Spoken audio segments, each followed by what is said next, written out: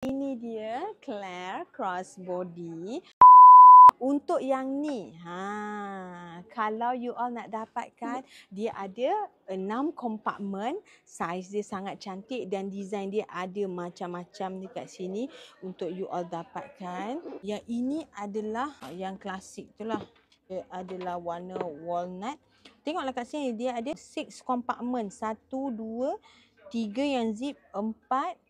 Lepas tu dia ada inside pocket 5 dan belakang ni ada 6. This one pun lawa juga combination dia. Look at this Claire. Claire ni dia nampak je kecil tapi long wallet boleh masuk, small wallet boleh masuk. And then you boleh pakai as a crossbody, you boleh pakai as a shoulder bag dekat sini. Tengok. Ringan dan juga sangat-sangat cantik untuk you all dapatkan.